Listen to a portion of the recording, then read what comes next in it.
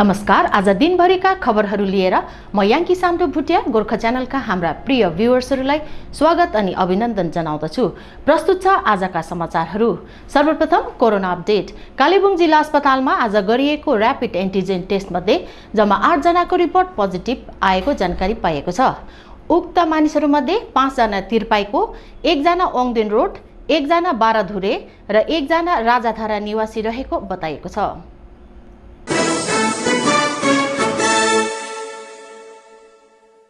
गोर्खा जनमुक्ति मोर्चा बिमल गुरुङ खेमाका एक नेता कुमार चामलिङलाई कालेबुङ पुलिसले पक्राउ गरेको छ। यद्यपि अदालतले आज उनलाई जमानत दिएको कारण उनी जमानतमा रिहा भएका छन्। चामलिङलाई हिजो उनको निवासबाट थाना बोलाएर पक्राउ गरिएको जानकारी पाइएको छ।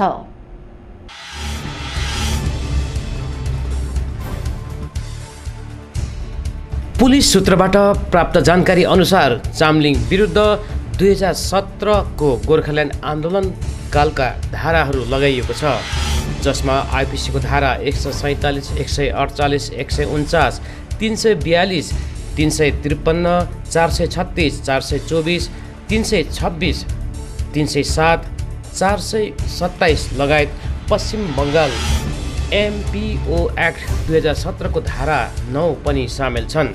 कुमार चामलिङ 2017 को गोर्खाल्यान्ड आन्दोलन कालसम्म गोर्खा जनमुक्ति मोर्चाका कालेबुङ जिल्ला महासचिव तथा पार्टी प्रवक्ता पनि थिए।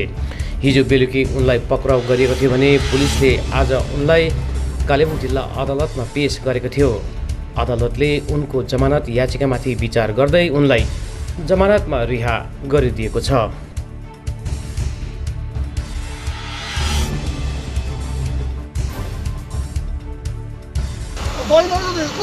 हात लाग्छ यार। लानु टाउको अलिक पछाडि गर्नु अलिक अगाडि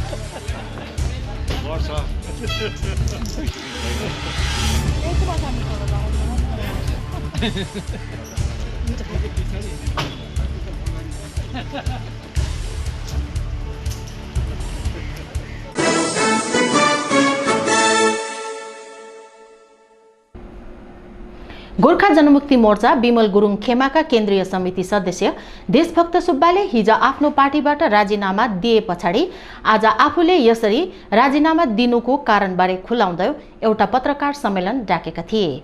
उनको भनाइमा दार्जिलिङ पहाड अनि निकटवर्ती क्षेत्रको उन्मुक्ति संवैधानिक तवरले मात्र हुँदछ, त्यसैकारणले उनले मोर्चा छोडेका हुन्। सुब्बाले गोजमुमो बिमल गुरुङ खेमाले जुन बाटोबाट हिँडेर गोर्खाल्यान्ड बनाउने कुरा गर्दैछ त्यो गलत रहेको ठहर गर्दै देशभक्त सुब्बाले अब गोर्खा शब्द प्रयोग गरेर गोर्खाल्यान्ड कदापि हुँदैन भनी ठहर गरेका छन्। त विशेष रूपमा मैले हिजो गोर्खा जनमुक्ति मोर्चा को केन्द्रीय समितिको हिसाबमा भनौँ अथवा एउटा साधारण सदस्यको हिसाबमा भनौँ, जुन चाहिँ राजीनामा दिएँ, अनि त्यो राजीनामा मैले थुप्रै कारणहरूमध्ये केही कारणहरू हिजो मैले लिखित रूपमा दर्शाएको थिएँ र त्यसमा अब तपाईँले सोध्नु हुँदैछ विशेष कुरो राजनीतिक कुरो लिएर तपाईँले जुन चाहिँ कुरा गर्नुभयो। अब राजनीतिक भन्ने कुरो के हो, राजनीतिक गर्नु, राजनीतिक हुनु जरुरी छ छैन, यो त बुझ्ने मान्छेहरूले बुझ्छन्। अब नबुझ्ने मान्छेहरूको निम्ति त राजनीतिक त अहिले मागी खाने भाँडो भनेको जस्तो भएको छ, एउटा कमाउने दोकान जस्तो भएको छ। तर मेरो बुझाइमा राजनीतिक त्यो चिज हो, राजनीतिक छैन भने हाम्रो जीवन छैन। किनकि एउटा चामलको दानामा पनि राजनीतिक छ, एउटा बालुवाको कणमा पनि राजनीतिक छ, एउटा काँटीको टुक्रामा पनि राजनीतिक छ भने राजनीतिक नहुने कुरो हो हाम्रो यो समाजमा। तर अहिले यो राजनीतिकलाई चाहिँ मागी खाने भाँडो जस्तो बनाएर चाहिँ अरूको नजरमा, साधारण आम जनताको नजरमा राजनीतिक भन्नु बित्तिकै एलर्जी हुन्छ। यो राजनीति भन्ने कुरो एकदमै राम्रो कुरो होइन, यो सबै मागी खाने भाँडा, यो जनता लट्याउने मेलो भन्ने खालको एउटा मान्छेमा त्यो खालको मानसिकता बसिसकेको छ अहिलेको राजनीतिक गराइले।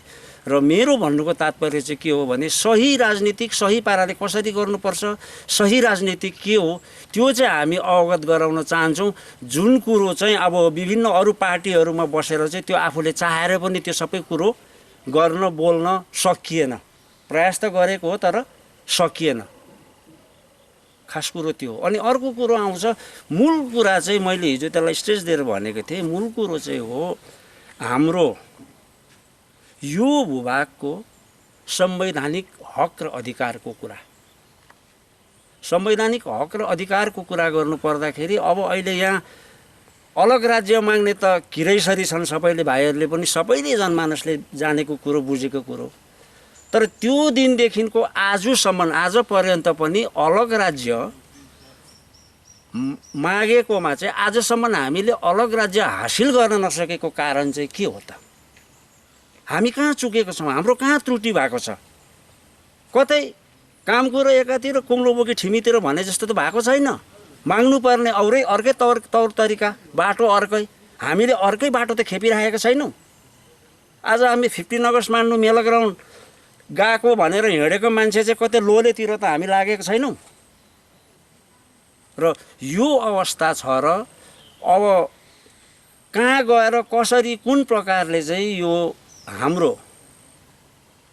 भूभागको, हाम्रो माटोको, विशेष गरी यो दार्जिलिङ जिल्ला अनि यसका संलग्न क्षेत्रहरूको हक र अधिकारको कुरा गर्नकै लागि नै मैले गोर्खा जनमुक्ति मोर्चाबाट रिजाइन गरेको हुँ। किनभने गोर्खा जनमुक्ति मोर्चाले पनि यो आन्दोलन गरिराखेको छ उनीहरूको पाराले। त उनीहरूको पाराले आन्दोलन गरिराखेको छ, यसमा मेरो भन्नु केही छैन। सम्पूर्ण मेरा पुराना सहयात्रीहरूलाई, मुद्दाको निम्ति लड्ने सहयात्रीहरूलाई एकदमै म शुभकामना, शुभेच्छा नै टक्राउन चाहन्छु। उनीहरू ठिकै छ, आफ्नो पाराले गरिरहेका छन्। तर मलाई लागेको कुरा सायद त्यो तरिका होइन कि, किनभने हामीले पिक्सा मार्फत धेरै कुराहरू बुझेका छौँ र त्यसले गर्दाखेरि संवैधानिक कुरोहरू बुझेको हुना कारणले गर्दाखेरि हामीलाई लाग्छ असली बाटो चाहिँ संवैधानिक हो, संवैधानिक तौर बाटो भएर हिँड्नुपर्छ। अनि संविधानदेखि माथि चाहिँ कोही छैन।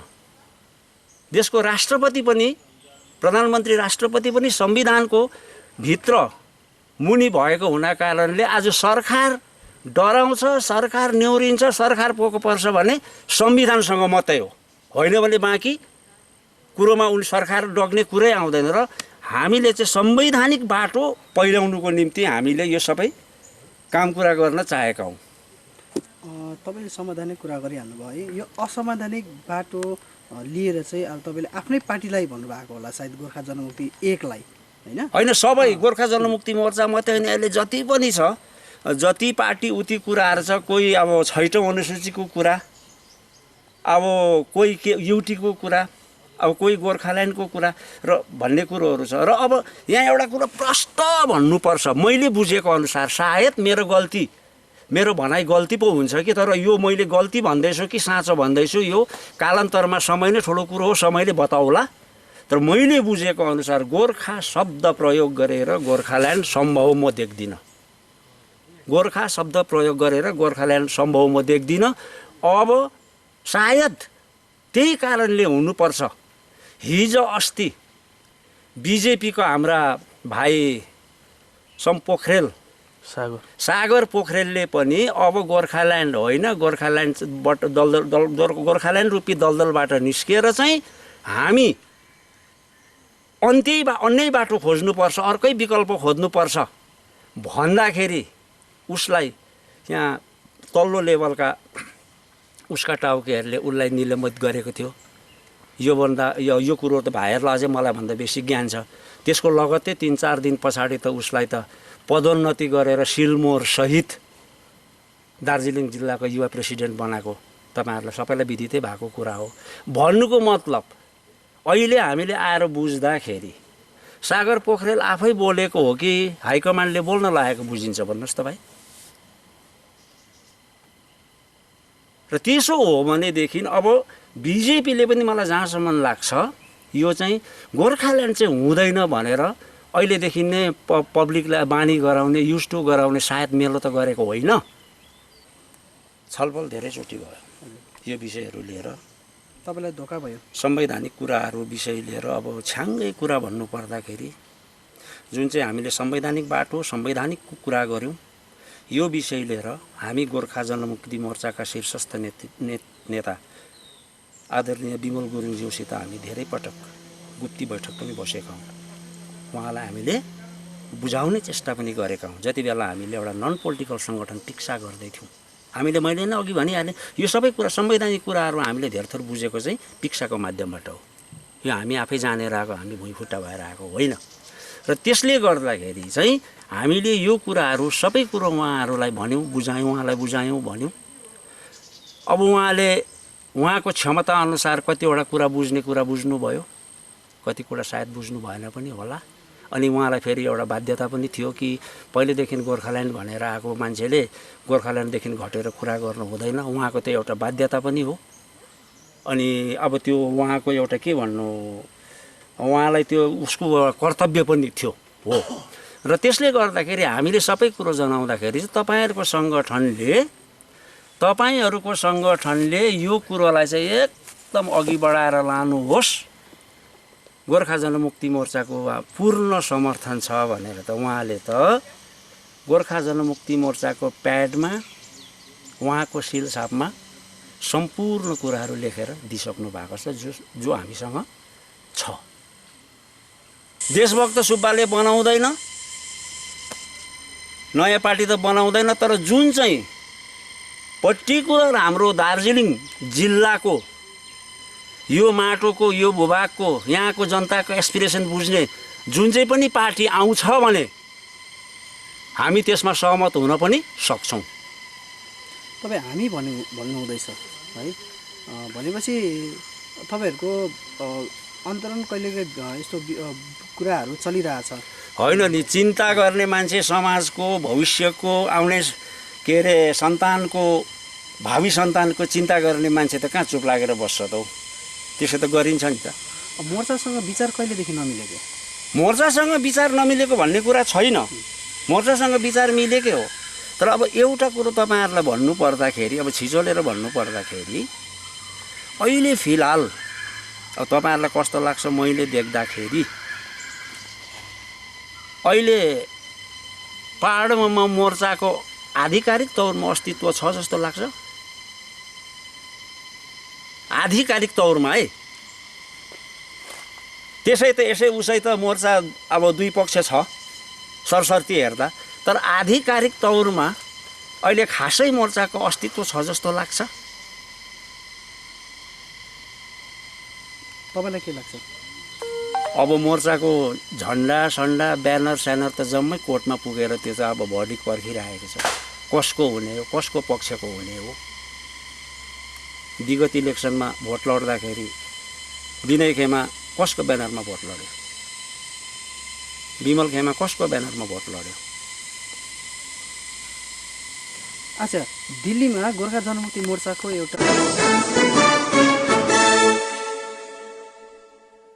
भर्खरै हिल टिएमसी पार्टीबाट राजीनामा दिएका आप्पा राजेन उर्फ राजेन तामाङ आज गोर्खा जनमुक्ति मोर्चा विनय तामाङ खेमामा सामेल भएका छन्। दार्जिलिङमा आज पार्टी केन्द्रीय अध्यक्ष विनय तामाङबाट आप्पा राजेनले मोर्चाको झण्डा ग्रहण गरेका छन्। आजको समर्थन सभामा नै गोरामुमो पार्टीबाट पनि 30 जना मोर्चामा सामेल भएका छन्। समर्थन कार्यक्रमपछि मिडियासित बोल्दै पार्टी अध्यक्ष विनय तामाङले सिंहमारी तकबर समष्टिमा आज यसरी समर्थन सभा राखेर आप्पा राजेन लगायत गोरामुमोका 30 घाट सदस्यहरूलाई पार्टीमा स्वागत जनाइएको जानकारी दिए। आगामी 27 सेप्टेम्बर विश्व पर्यटन दिवसलाई केन्द्र गरी पार्टीले अहिलेघरि दार्जिलिङ, कालेबुङ, खरसाङ अनि मिरिक नगरपालिकाका वार्डहरूमाझ सफाई प्रतियोगिता आयोजित गरिएको अनि उक्त प्रतियोगितामा प्रथम, दोस्रो अनि तेस्रो हुने वार्डहरूलाई क्रमशः 20,000, 15,000 अनि 10,000 नगद राशि पुरस्कारको रूपमा प्रदान गरिनेछ। यसका साथै अब दार्जिलिङ गोर्खा रङ्गमञ्च भवन अर्थात् भानुभवनको गजुरबाट निकालिएको गोर्खा सैनिकको मूर्तिलाई अब आगामी 2 अक्टोबर गान्धी जयन्तीको अवसरमा पुनः सोही गजुरमा नै स्थापित गरिने पनि विनय तामाङले जानकारी दिएका छन्।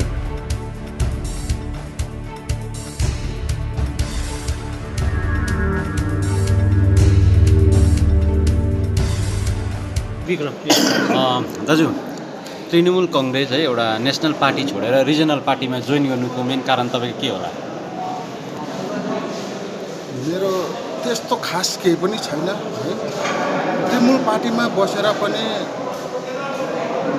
मैले सायद मेरो सोच, मेरो विचार पुरा नभएकोले, सायद अब टिम वर्क नमिलेकोले हो कि त्यसले गर्दा मैले जनताको त्यति काम गर्न सकिनँ र जनतालाई मैले केही दिन सकिनँ र त्यसले गर्दा अस्ति पनि मैले भनेको थिएँ जुन चियर मात्रै भएर हुँदैन, तर आज जनतासँग जोडिने काम भएको हुनुपर्छ, जनताको नेतृत्व दिनु सकेको हुनुपर्छ र जनताको विकास हुनुपर्छ भन्ने कुरो मैले अस्ति मिडिया मार्फतै मैले भनेको थिएँ।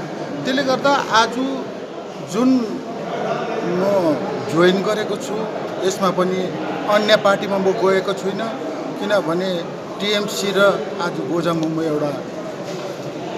एउटै भएकोले, एलायन्स भएकोले सायद म यहाँ जोइन गरेर आज जनताको निम्ति केही गर्छु भन्ने एउटा विचार कसेर जनमुक्ति मोर्चा मैले जोइन गरेँ। के तपाईँलाई लाग्छ तपाईँले यो जनमुक्ति मोर्चामा आएर हाम्रो जनताको इच्छा आकाङ्क्षा फुलफिल गर्नु सक्नुहुन्छ जस्तो लाग्छ तपाईँलाई?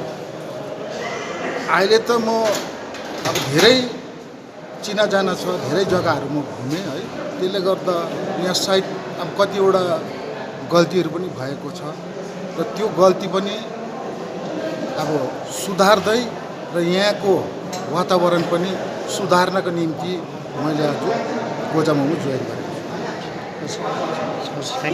दाजु, आज कस्तो खालको प्रोग्राम यहाँ टकभरमा राखिएर यहाँ तपाईँले के घोषणा गर्नुभयो अनि कस्तो खालको प्रोग्राम चाहिँ यसको विस्तृत जानकारी बताइदिनु। विशेष गरेर यो सिंहमारी टकभर समष्टि अन्तर्गत हिल तृणमूल कङ्ग्रेसका उपाध्यक्ष भाइ राजेन तामाङ, जसलाई आपा राजेनको नामले चिनिन्छ, उहाँ 2010 सालदेखि यस पार्टीबाट छुट्टिएर गएका थिए र आज उहाँ पुनः यस परिवारमा फर्केर आउने कार्यक्रम थियो र त्यो कार्यक्रमको निम्ति आज म यहाँ आएको थिएँ अनि उहाँ आउनुभयो अनि उहाँको जति पनि यस भ्यालीमा सहयोगी थिए उहाँहरू नै आउनुभयो।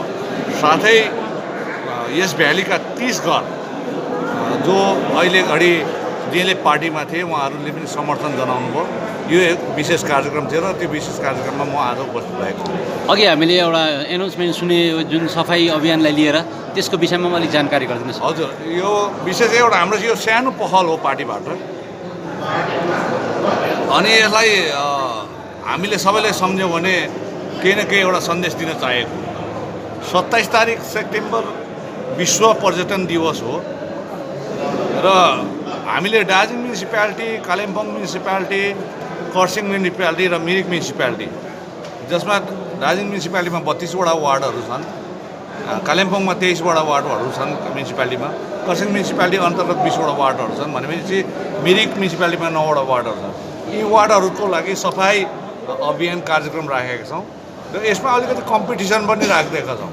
जुन वार्ड एकदमै सफा रहन्छ त्यस वार्डलाई हामी नगद रुपियाँ 20,000 अनि दोस्रो हुनेलाई 15,000 र तेस्रो हुनेलाई 10,000 भनेर दार्जिलिङलाई, त्यस्तै प्रकारले कालिम्पोङमा जो फर्स्ट हुन्छ उनीहरूलाई 20,000, सेकेन्ड हुनेलाई 15 र 10, त्यस्तै प्रकारले खरसाङलाई नि 20, 15, 10 अनि मिरिकलाई पनि 20। यो हामीले एउटा अभियान, किनभने हुनु त अरू बजारहरू पनि छ, आज सुकिया बजार हुनसक्छ, बिजनबारी बजार हुनसक्छ, तिनधारे बजार हुनसक्छ, अन्य बजारहरू पनि छ।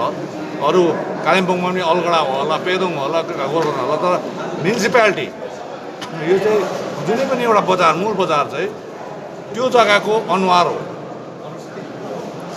दार्जिलिङ सब डिभिजनको लागि दार्जिलिङ बजार अनुहार हो, अनि त्यस्तै प्रकारले कालिम्पोङको लागि कालिम्पोङ हो। र यहीँमा चाहिँ हामीले एउटा प्रतिस्पर्धात्मक एउटा प्रोत्साहन दिनको निम्ति हामीले पार्टीगत हैसियतले यो गरिएको हो।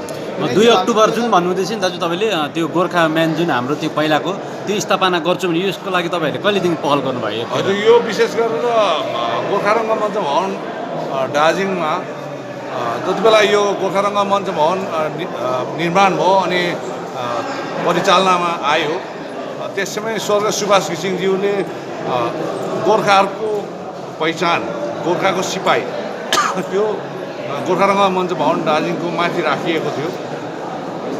2011मा जिटिएको सन्धि भयो, 2012मा जिटिए एक्जिस्टेन्समा आयो, अनि 2014मा गएर त्यसताका अध्यक्ष, जिटिए अध्यक्ष उहाँको मतलब एउटा निर्देशनमा त्यहाँबाट उठाइएर तल राखिएको छ गोर्खा रङ्गमञ्च भवनलाई।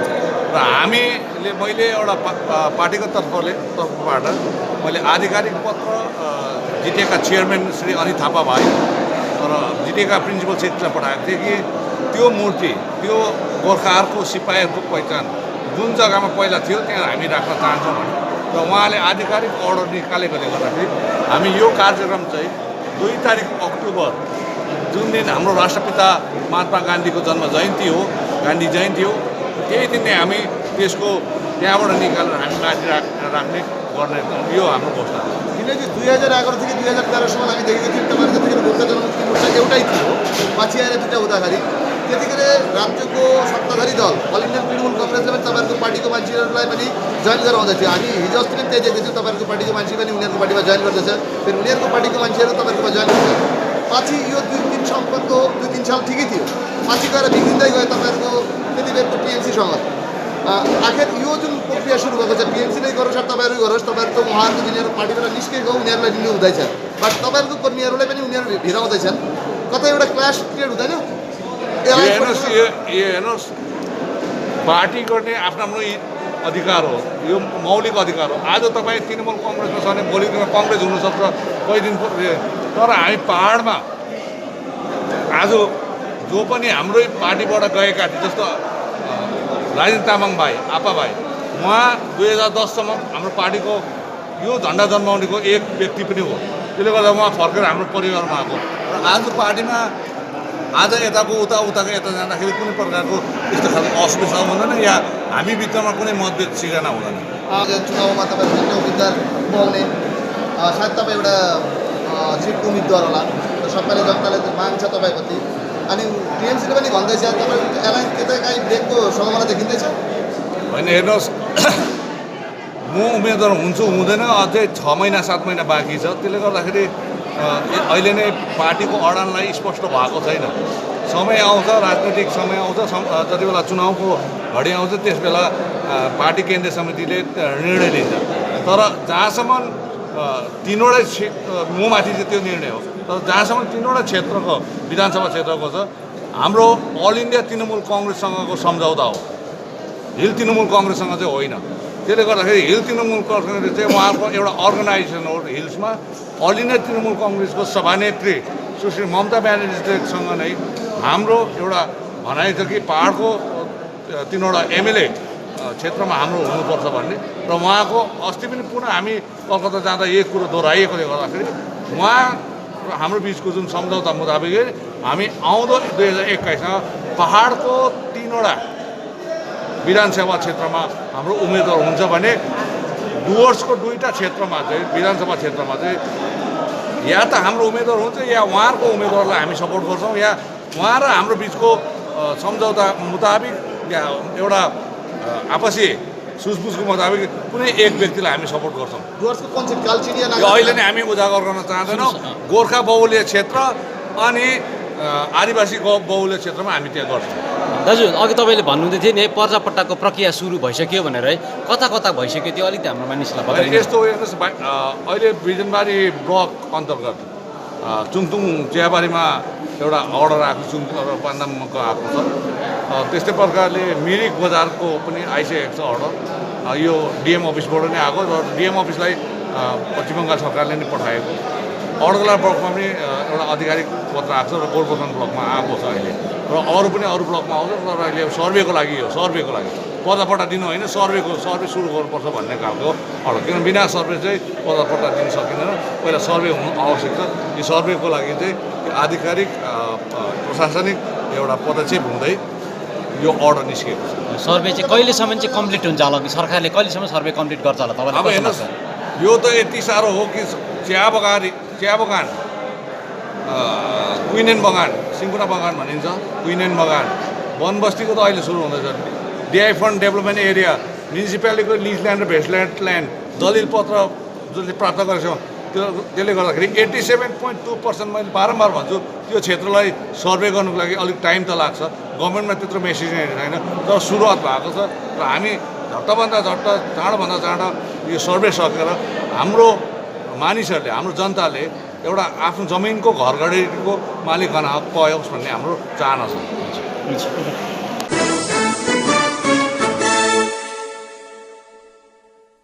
टिएमसी पार्टीले पहाडमा आफ्नो ट्रेड युनियन विङलाई विस्तार गर्ने तयारी गरिरहेको छ।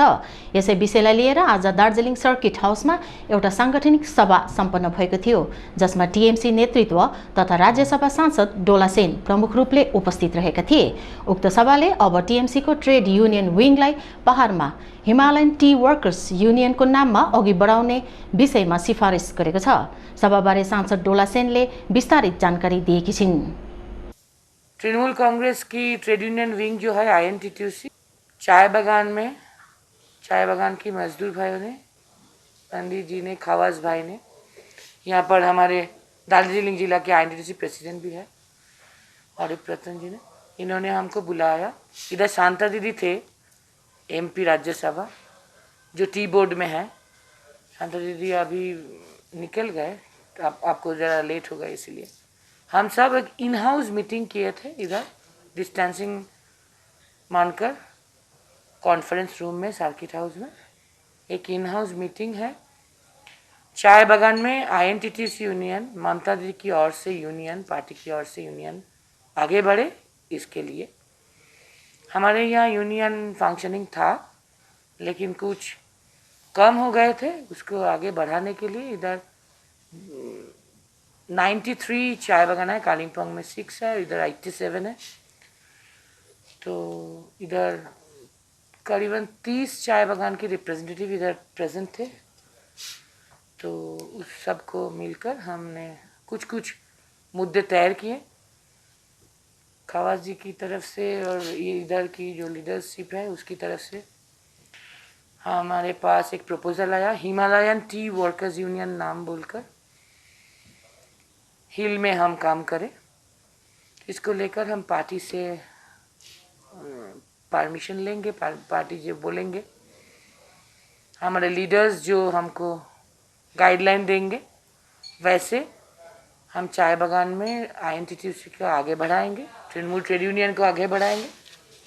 और बहुत सारे चाय बागान की प्रॉब्लम के बारे में बात हुई।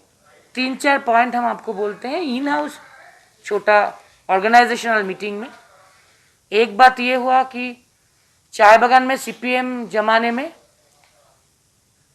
हम लोग देखते थे कि हर 3 साल जो एग्रीमेंट होते थे ट्राइपार्टाइट, उधर 8 आनी 66 पैसा, 1 रुपया, 1.5 रुपया, मैक्सिमम 2 रुपया, 2.5 रुपया तक हाइक होती थी वेज की। 34 साल में कभी हम मिनिमम वेज के बारे में कुछ बात नहीं सुना, और वेरिएबल डियरनेस अलावेंस वीडीए के बारे में भी कभी हमने कुछ बात नहीं सुना। लेकिन हम आभारी है ममता जी से। ममता जी मुख्यमंत्री बनने के बाद अगर ये सीपीएम जमाने होता तो 9 साल में 2.5 मैक्सिमम 2.5 7.5 रुपया बढ़ता था। इधर 67.5 रुपया था, 67.5, वो अभी 176 है, 109 रुपया बढ़ा। ये ममता जी जननेत्री है, ममता जी पीपल की नेत्री है, इसीलिए और सिर्फ वही नहीं, ममता जी ने 16 साल के अंत में मिनिमम वेज चाय बागान में लागू हो जाए, इसीलिए एक कमिटी बोर्ड भी किया है। उधर लेबर डिपार्टमेंट की जुरिस्डिक्शन में, उधर WHO का जो गाइडलाइन है वो मानकर कैसे मिनिमम वेज होता। आपको पता होंगे शायद, CPM जमाने में 78 से लेकर 2011 तक सिर्फ चाय बागान नहीं और दूसरी इंडस्ट्री में भी मिनिमम वेज गैजेट नोटिफिकेशन 33 साल में कभी नहीं हुआ। मिनिमम वेज एक्ट हमने नहीं बोला। मिनिमम वेज एक्ट तो स्वाधीनता के बाद से ही है, पोस्ट इंडिपेंडेंस में, लेकिन CPM जमाने में 34 साल में हमने कभी मिनिमम वेज चाय बागान में लागू हो जाए या दूसरी जूट मिल में लागू हो जाए या कहीं भी इंडस्ट्री में लागू हो जाए सुनाई नहीं दिया। विधेयक के बारे में भी सुनाई नहीं दिया। 34 साल में क्या किया जाए, विधेयक का तो 73 से लेकर कभी नहीं सुनाई दिया। तो ममता जी ऐसा है, वो तो ऐसा नहीं है। इसीलिए 63 सेक्टर के लिए 78 से 2011 तक 33 इयर्स कोई मिनिमम वेज गैजेट नोटिफिकेशन जब नहीं था, वो मुख्यमंत्री बनकर 4 महीना में 63 सेक्टर के लिए मिनिमम वेज गैजेट नोटिफिकेशन किया लेबर डिपार्टमेंट की ओर से। और उसके बाद 16 साल के अंत में चाय बागान के लिए भी मिनिमम वेज की बोर्ड और कमिटी बनाया। उधर हु के गाइडलाइन के ऊपर बहुत सारे एक्सपर्टीज, एकेडमिशियन, हेल्थ पर्सनल्स और मजदूर की और मैनेजमेंट के रिप्रेजेंटेटिव बैठ के, गवर्नमेंट के रिप्रेजेंटेटिव बैठ के तैयार करता है।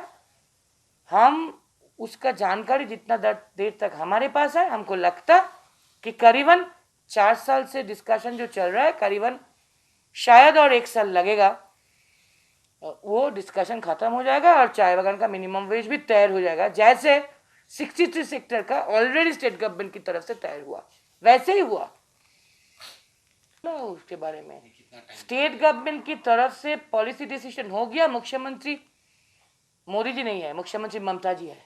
मुख्यमंत्री जो बोलते हैं वो वही करते हैं। इधर बोले हैं, पॉलिसी डिसीजन लिया, प्लेन एंड पेपर में हुआ, इसीलिए बोला है। लेकिन वो कॉन्करेंट इश्यू है, सेंट्रल गवर्नमेंट से कुछ कॉन्सेंट आने का देर हो रहा है, इसीलिए लेट हो रहा है। वो आने से ही वो हम टेकअप किया, हम मूवमेंट भी करेंगे, वो आने से ये चालू हो जाएगा। मुख्यमंत्री जब बोला है वो जल्द से जल्द पट्टा मिलने लगेगा चाय बागान की मजदूर को। ममता जी के टाइम 4 महीना में 2011 का 20th में वो मुख्यमंत्री बनी। 29 सितंबर 2011 ममता जी की ओर से, उनका लेबर डिपार्टमेंट की तरफ से 63 इंडस्ट्री के लिए 63 सेक्टर के लिए मिनिमम वेज गैजेट नोटिफिकेशन हुआ था। और इसीलिए जिसको मजूरी CPM जमाने में 70, 80, 90, 115 था, वो अभी 350 रुपया हुआ। और चाय बागान की, जूट मिल की जो कुछ मिनिमम वेज अभी करना बाकी है, एग्रीड वेज 3 बरस बाद ट्राइपार्टाइट एग्रीमेंट से होता है, वो उसको आगे बढ़ाने के लिए चाय बागान के लिए 16 साल के अंत में ममता जी के कहने पर लेबर डिपार्टमेंट में एक मिनिमम वेज की बोर्ड किया है, कमेटी बनाया। उधर डिस्कशन चल रहा है, उधर हु के गाइडलाइन के ऊपर कितना इनटेक लेना है एक चाय बागान की मजदूर को, इसको मैथमेटिकली कैलकुलेट करके वो वेज बनता। इसीलिए डॉक्टर्स है, मैथमेटिशियन है, एकेडमिशियन है, बुजुर्ग जाने माने डिग्नेटरीज है और हमारे वर्कर्स हैं, मैनेजमेंट के रिप्रेजेंटेटिव्स है, गवर्नमेंट के रिप्रेजेंटेटिव है। तो वो डिस्कशन चल रहा है। हम बहुत आशावादी है, कॉन्फिडेंट भी है। सामने 4 साल हो गया, डिस्कशन बहुत आगे बढ़ा और करीबन 1 साल के अंदर ये मिनिमम वेज चाय बागान में आ जाएगा और लागू भी हो जाएगा। बहुत चाय बागान की मजदूर अभी 109 बढ़ा और मिनिमम वेज लागू होने से और भी आगे बढ़ेंगे। कभी ये सब बात CPM जमाने में नहीं उठा, नहीं सुना हमने। अभी ममता जी आया, इसीलिए इतना आगे हम बढ़ रहे हैं। और आपको पता है शायद कैश कंपोनेंट छोड़ के एक काइंड कंपोनेंट चाय बागान में है। उधर मैनेजमेंट की तरफ से फूड ग्रेन्स मिलना है, लकड़ी या वो सब फ्यूल मिलना है, मेडिकल फैसिलिटी मिलना है, क्रेश मिलना है, कैंटीन मिलना है, हाउसिंग मिलना है। लेकिन अक्सर 10 to 15% हो सकता है कि कुछ मिला है कुछ नहीं मिला, लेकिन बाकी सब नहीं मिलता। ये बोला जाता है कि काइंड कंपोनेंट नहीं मिलता, यही कन्वेंशन था चाय बागान में। लेकिन ममता जी मुख्यमंत्री बनकर वो जननेत्री है, हमने पहले ही बताया, इसीलिए उन्होंने सब काइंड कंपोनेंट मैनेजमेंट दे या ना दे, उन्होंने गवर्नमेंट की ओर से देने लगा। पहले close in the tea garden के लिए, क्लोज टी गार्डन के लिए फ्री रेशन और ओपन टी गार्डन के लिए 2 रुपया में रेशन ये लागू किया। और आज कोविड पैंडेमिक सिचुएशन में जून 2021 तक, और वो अगर रहेंगे तो होल लाइफ ही सबको फ्री रेशन मिलने वाला है। मिलता है अभी चाय बागान में भी सबको फ्री रेशन मिलता है। और सिर्फ यही नहीं, हाउसिंग के लिए उन्होंने पॉलिसी बनाया और हाउसिंग देना चालू हो गया। टी डायरेक्टरेट बनाया, कभी सीपीएम जमाने में हमने नहीं देखा। और सेंट्रल में जो टी बोर्ड है, बीजेपी सेंट्रल में आने के बाद टी बोर्ड का कुछ काम हमने नहीं देखने में नहीं आता कुछ जो वो करता है। इसीलिए tea directorate central state government की ओर से ममता जी ने खुद बनाया, और स्टेट टी डायरेक्टरेट की ओर से डीएम साहब भी है, सबको मिलकर ममता जी की स्टेट गवर्नमेंट से सबको हाउसिंग मिलने लगा।